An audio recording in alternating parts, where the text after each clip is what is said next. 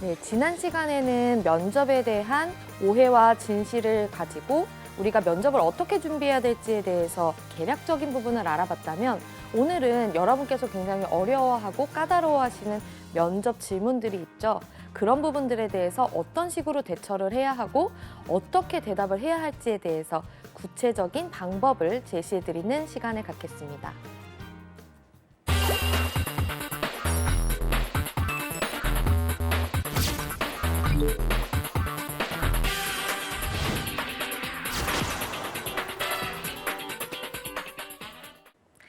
네, 그래서 지금부터 면접에서 굉장히 여러분께서 까다로워하는 질문에 대해서 어떤 식으로 대답을 해야 하는지, 그리고 어떤 기본적인 내용들에 대한 제가 어떤 좋았던 예시 등을 좀 들어드릴 텐데요. 특히나 최근에는 뭐 실무진 면접이라든지 1차 면접에 있는 직무 역량 면접 이런 부분들에 대해서는 굉장히 준비를 많이 하시더라고요. 전공 공부도 열심히 하시고 거기에 대한 답변도 굉장히 구체적으로 잘 작성을 하시는데 오히려 임원 면접에서 나오는 다소 우리가 생각했을 때 약간 애매모호하다라는 나에 대한 기본적 질문들에 대해서 좀 어려워하시는 부분들이 있어서 임원 면접에서 나오는 내가 느끼기에 좀 까다로웠던 그런 질문들에 대해서 어떻게 대처해야 되는지를 지금부터 살펴보도록 하겠습니다. 첫 번째로 여러분이 많이 어려워하시는 게 존경 인물과 좌우명과 감명 깊은 책에 대해서 어떻게 얘기할지를 어려워하시죠. 왜냐하면 일단 존경하는 인물이 없고 또 좌우명이 없고 기본적으로 요즘에 책을 좀 많이 읽는 분들도 있지만 아닌 분들도 있기 때문에 그런 부분들에 대해서 좀 어려워 하시더라고요. 그래서 일단 꼭 이게 맞다는 아니지만 기본 가이드라인을 좀 드리자면 기본적으로 존경인물에서는 많이 말씀하시는 게 부모님이나 그 외에 영향력 있었던 인물, 담당 교수님 등을 많이 말씀을 하시더라고요. 근데 어떤 분을 말해도 좋지만 거기에 대해서는 직무 역량을 쌓을 수 있었던 계기를 말씀하시는 게 좋다는 겁니다. 나에 대해서 저는 이런 사람이고 저는 다른 사람들의 고민을 잘 들어주는 사람이고 뭔가 그런 표현들을 하면 나에 대해서 이야기하는 게 직무자들이 봤을 때는 임원분들이 봤을 때는 약간 좀 애매모호하다 뭔가 우리 기업에 맞는지 안 맞는지를 판단하기 어렵다라고 이야기할 수 있고 자칫하다가 다소 아마추어 같아 보일 수가 있다는 것이 중요한 포인트입니다. 그래서 존경인물에 대해서는 어떤 인물을 이야기하시는 것도 좋지만 그 존경인물을 통해서 내가 직무적 역량 중 한 가지를 쌓았던 계기 등에 대해서 추가적으로 말씀하시는 것이 중요합니다. 그리고 존경인물에 대해서 이야기하는 것도 중요하지만 그 존경인물에 대한 이야기보다는 내 이야기로 빨리 넘어오셔서 그 존경인물이 나에게 미친 영향, 그래서 내가 변한 것, 그런 부분들에 대한 설명이 더 길어야 한다는 걸 꼭 알아두시기 바라겠습니다. 다음으로는 좌우명인데요. 좌우명 같은 경우에도 내 인생의 최종 목표나 담당 교수님의 명언이나 인생 최대의 가치 등 본인이 최종적으로 추구하는 인생 가치가 무엇인지에 대해서 생각해 보시고 이야기하는 것이 중요할 것 같습니다. 그 다음에는 감명 깊은 책 같은 경우에는 책, 영화, 인생에 영향 미친 주변, 제작물 등등등 여러 가지가 있습니다. 꼭 책을 당장 지금 정도의 시기에서는 면접 전에 한 권 정도 읽어보시기를 추천드리기도 하지만 만약에 면접이 임박했다면 기본적으로 지금 책은 좀 떠오르지 않는데 제가 최근에 봤던 영화 중에 이런 것이 있었습니다. 라든지 해서 다른 방향으로 대답을 하는 것도 방법일 것 같습니다. 너무너무 중요한 건 안 읽어보고 나서 읽어본 것처럼 말하기는 쉽지 않다는 거죠. 면접에서 거짓말해도 되나요? 라고 말씀을 하시는데 거짓말을 정말 잘한다면 이야기를 하실 수도 있겠죠. 하지만 거짓말로 뭔가를 지어내면 그게 들통이 나거나 혹은 내가 생동감 있게 정말 열정적으로 이야기하기가 쉽지 않습니다. 그래서 거짓말처럼 느껴지진 않지만 그렇게 썩 재미있고 흥미가 가는 내용은 아니다라고 평가를 받으실 수도 있기 때문에 정말로 거짓말한다거나 안 읽어보고 읽었다고 하는 거는 저는 정말 추천드리지 않는 방법입니다. 그래서 의심스러운 경우도 본인의 생각을 주장할 그런 인생의 멘토 이런 부분들에 대해서 많이 이야기하시는 것이 중요할 것 같습니다. 그럼 그런 건 도대체 어떤 이야기인지 구체적으로 한번 살펴보자면 일단 존경 인물에서 많이 이야기하는 게 김연아 선수라든지 부모님이라든지 그런 이야기를 많이 하시죠. 근데 김연아 선수 같은 경우에는 좀 다소 너무 많은 분들이 말하셨기 때문에 정말로 존경하고 김연아 선수를 정말 팬처럼 따라다니고 이런 정도가 아니라면 너무 유명인물 또 몇 가지 리스트가 있죠. 김연아 선수, 유재석 뭐 이런 부분들은 좀 피하시는 게 좋을 것 같고요. 부모님은 제가 X 표시를 쳐놓은 이유가 부모님 너무 훌륭하시고 좋은 분이지만 부모님에 대해서도 많이 얘기를 하십니다. 그래서 부모님의 어떤 구체적인 이야기 그리고 거기에 대한 내가 구체적으로 영향받은 사건 등등 이런 것이 뭔가 흥미를 끌 굉장히 신선한 소재 혹은 구체적인 내용 정말로 감명 깊었다는 그 느낌이 전달되는 어떤 본인의 호소력 이런 것들이 없다면 좀 피하시는 게 좋지 않을까.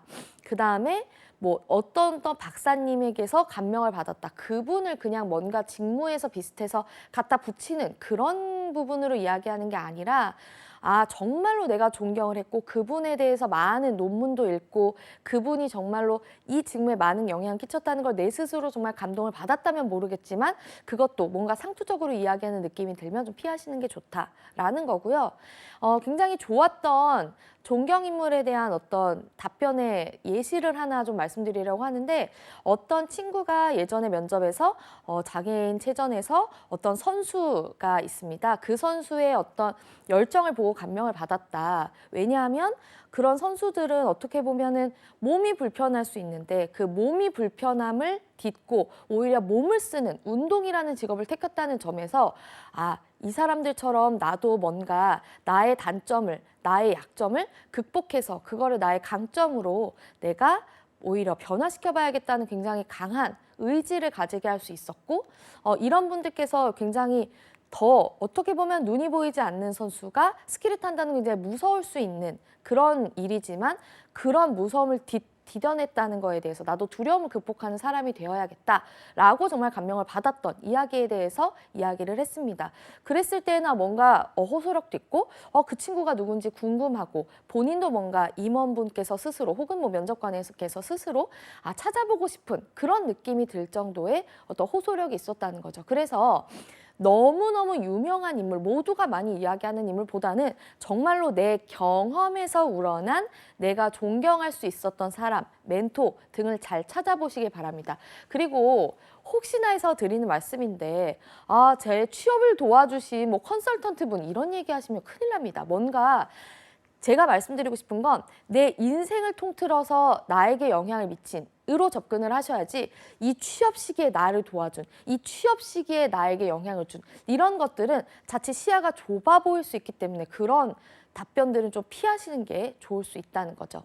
두 번째로 좌우명이나 가치관에 대해서 굉장히 많이 물어보는 경우들이 있습니다.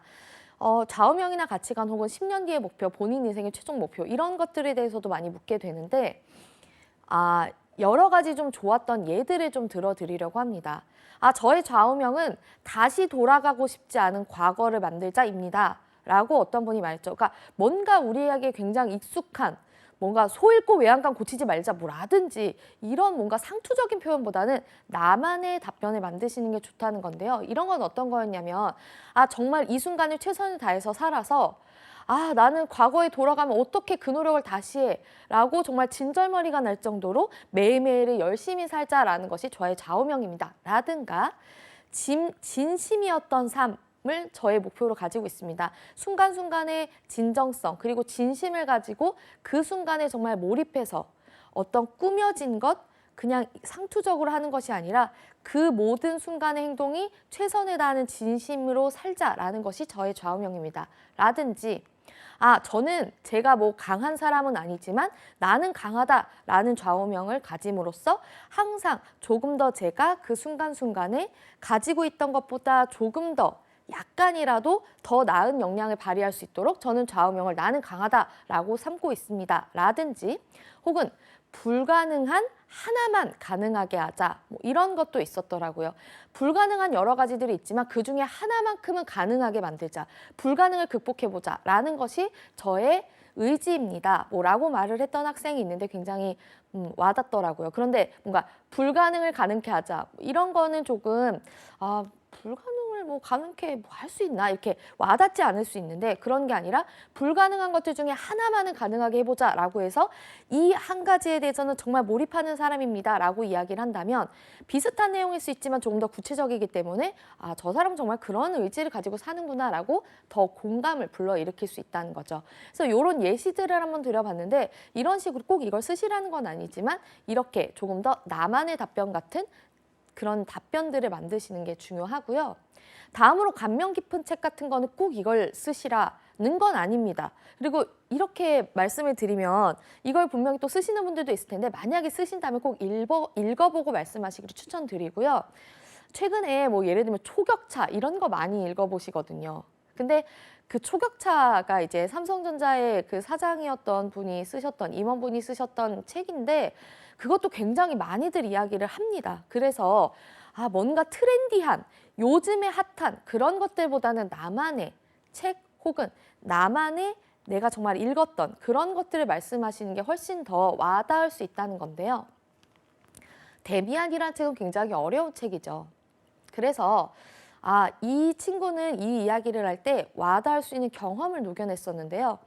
저는 어릴 때 데미안이라는 책을 읽었는데 도저히 이해가 안 가더라고요. 무슨 내용인지. 그래서 포기할 수도 있었지만 데미안이라는 책을 어떻게든 몇 번이든 읽어서 내 것으로 만들어보자라는 뭔가 오기가 생기길래 꾸준히 읽어서 10번 정도 읽었습니다.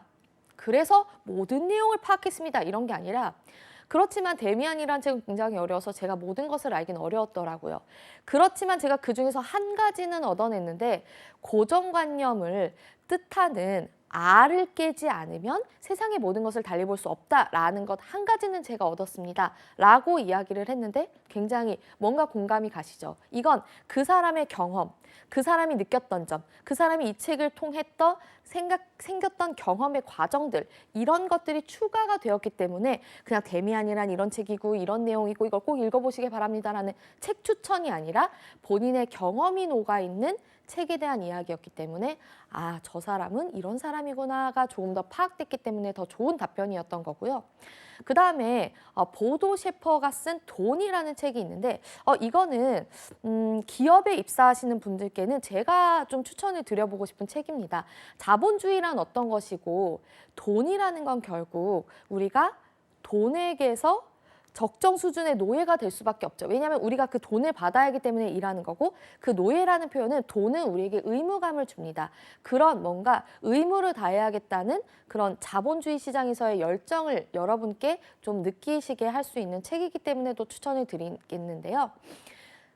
이 책에서 이 지원자가 느꼈던 답변은 이런 거였습니다.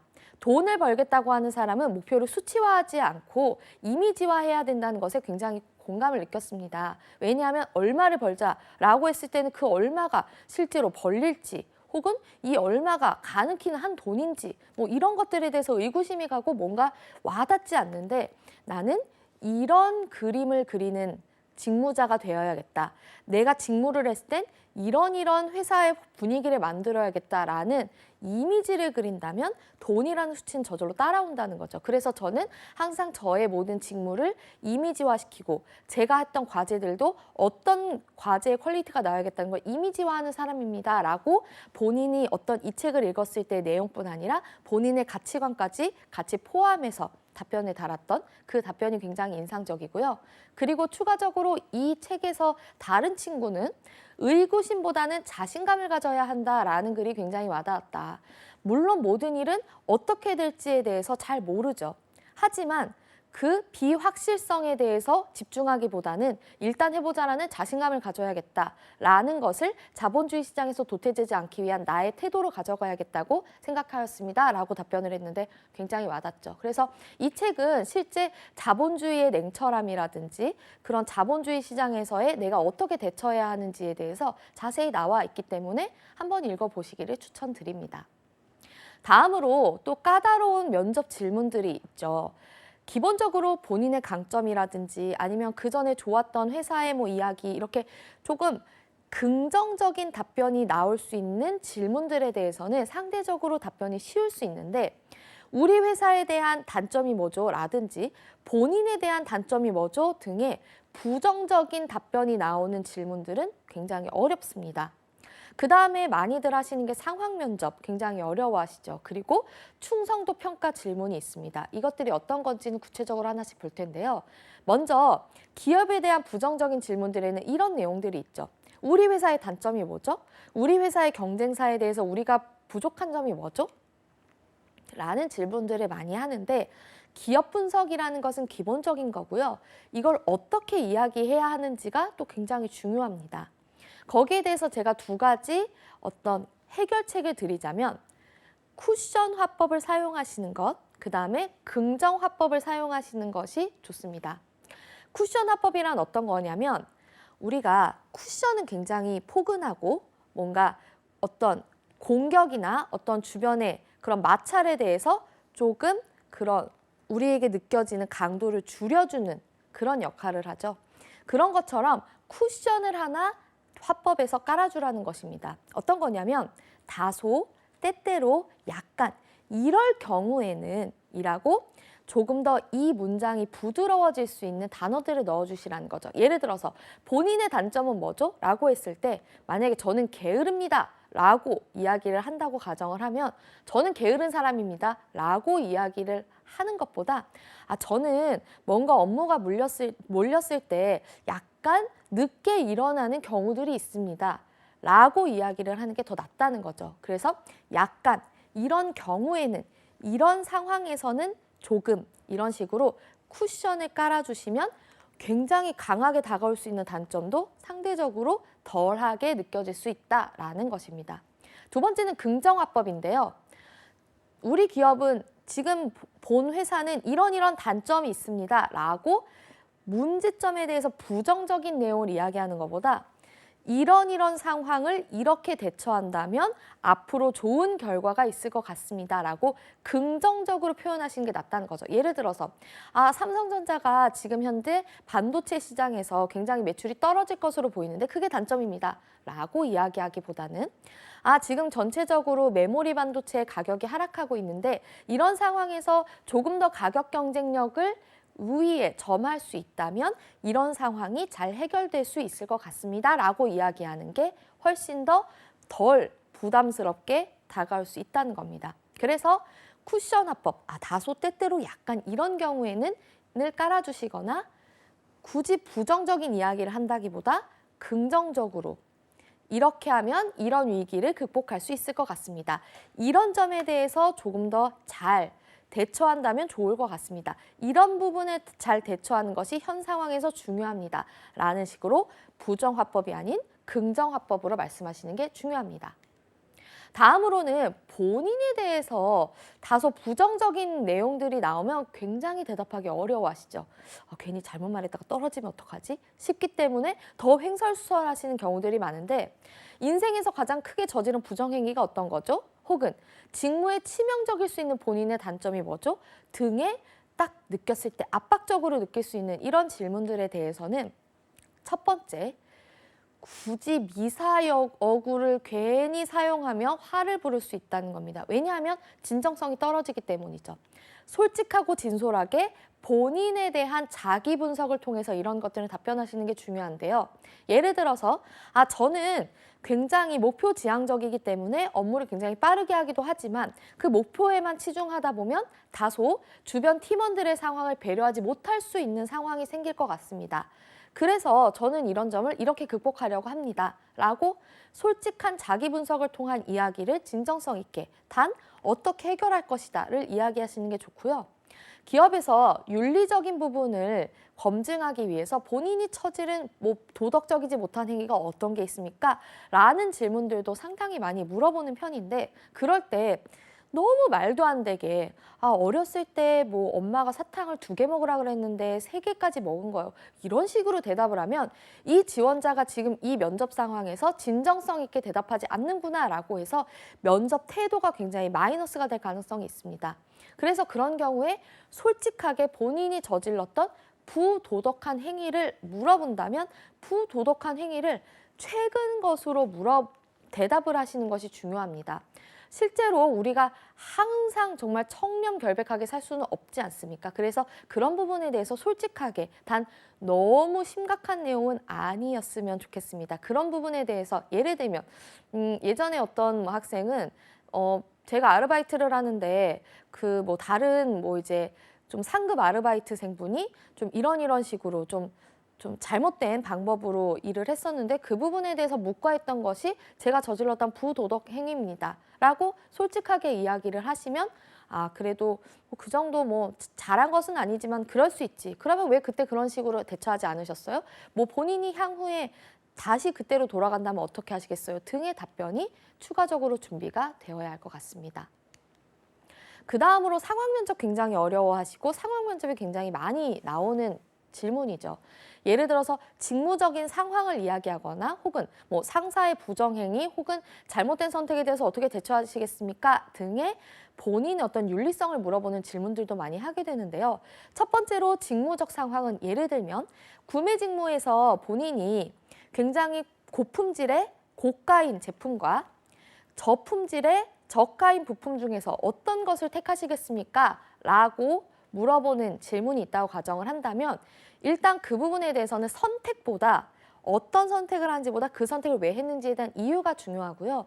이런 상황 면접이 만약에 생길 경우에 좀 만약에 당황하시다거나 고민이 된다면 굉장히 고민이 되는 질문입니다.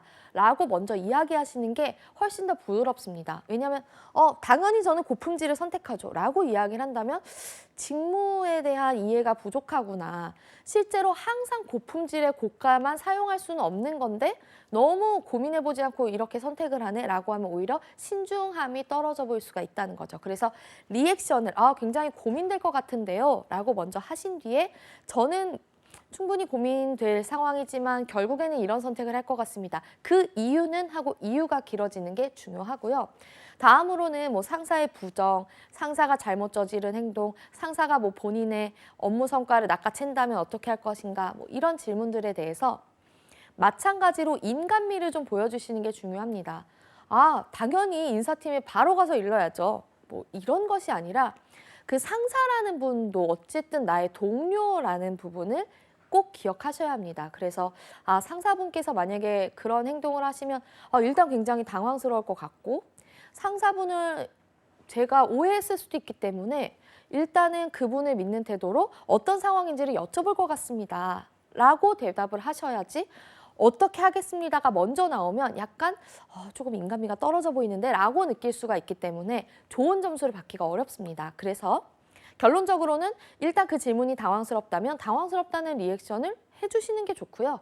그 다음에 어떤 선택을 하는지보다 선택 이유가 더 중요합니다. 그리고 대부분 상황 질문이 아주 구체적으로 상사가 이 정도의 잘못을 저질렀는데 이런 상황이고 그런 상황에서 우리 회사는 이런 절차가 있는데 본인은 어떻게 하시겠어요? 이렇게 구체적으로 물어봐 주지 않기 때문에 조금 더 답변이 어려울 수가 있습니다. 그래서 이런 질문들에 대해서는 내가 개인적으로 그 상황을 조금 더 구체적으로 정의 내리면 조금 더 답변이 쉽습니다. 예를 들어서 이 정도 크기의 부정행위라면 이런 식으로 행동할 것 같고 이 정도 크기의 부정행위라면 이런 식으로 행동할 것 같습니다. 라고 이야기하면 조금 더 논리적인 답변이 나올 수가 있고요. 추가적으로 윤리적인 부분에 대해선 절대 타협하시면 안 됩니다. 상사분께서 뭐 본인의 개인적 이득을 취한 것이 아니라면 그리고 아주 사소한 뭐 부정행위라면 묵과할 것 같습니다. 이런 식으로 대답하면 절대 안 된다는 거죠. 근데 그렇게 말씀하시는 분들이 덜어 있으시더라고요. 절대 윤리적인 부분에 대해선 타협하시지 않기를 바랍니다. 그 다음에 충성도에 대한 질문 굉장히 어려워하시죠. 예를 들면 이런 거죠. 상사가 개인 업무를 시킨다면 하시겠어요? 지방근무 괜찮으세요? 뭐 그리고 요즘에는 52시간 근무제 때문에 이런 질문은 많이 하지 않습니다만 야근이나 주말 근무 괜찮으세요? 등등의 어떤 우리 기업에 대한 충성도를 알 수 있는 그런 질문들을 많이 하게 되는데 거기에 대해서 첫 번째로 기계적 반응은 오히려 화를 불러일으킬 수 있다. 그리고 조건을 붙이지 않으시는 게 좋다라는 건데요. 예를 들어서 뭐 지방근무 괜찮으세요? 네, 괜찮습니다. 이런 식으로 답변하면 이게 괜찮다는 건지 그냥 면접이라서 그렇게 얘기하는 건지 헷갈릴 수가 있거든요. 그 다음에 예를 들어서 저희 집이 연고가 있어서 대전 지역이면 괜찮을 것 같은데 대구는 좀 어려울 것 같습니다. 이렇게 뭐뭐 한다면이라는 조건을 붙인다는 건 안 하겠다는 얘기거든요. 그래서 조건을 붙이지 않고 이야기하시는 게 좋고, 그러면 기계적 반응이 아니라 뭔가 현실적으로 나만의 답변 가치는 어떻게 하면 되죠? 우선 생각을 해보세요. 그리고 내가 왜 이것이 괜찮은지에 대한 구체적인 이유를 말씀하시는 게 중요합니다. 예를 들면 이런 거죠. 영업사원으로서 지방 근무를 한다는 것은 더 넓은 시장에 대해서 파악하는 것일 수 있기 때문에 여기서 중요한 거, 현실적인 답변이 중요하죠.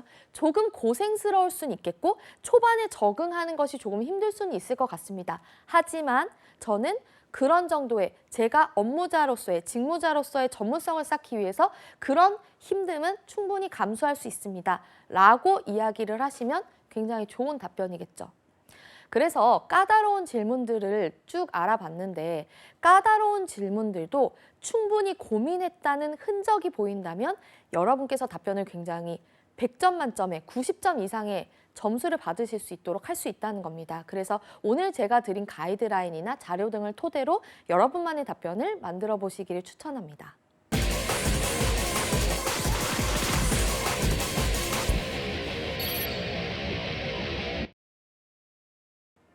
제가 오늘은 까다로운 인성 그리고 임원 면접에 대해서 가이드라인을 드렸는데요. 이 가이드라인은 정말로 가이드일 뿐입니다. 기본적으로 면접을 준비하시기 전에는 각 질문들에 대한 답변을 짜는 것도 중요하겠지만 나에 대한 분석, 나 같으면 나를 뽑을까? 나의 강점은 뭐고 단점은 무엇일까? 라는 것에 대한 분석을 철저히 해보시기를 추천드리고요. 그랬을 때 나에 대한 분석이 완료가 되고 나면 이런 질문들에 대한 답변도 조금 수월하실 겁니다. 그래서 결론적으로 면접 질문은 나의 분석이 완료된 나만의 답변, 고민한 흔적이 보이는 답변을 하시는 것이 굉장히 중요하고 진정성이 느껴진다라는 부분들을 꼭 기억하시기를 바라고요. 철저한 준비만 있다면 충분히 면접에서 좋은 결과를 얻으실 수 있을 거라고 여러분께 정말 제가 꼭 말씀드리고 싶습니다.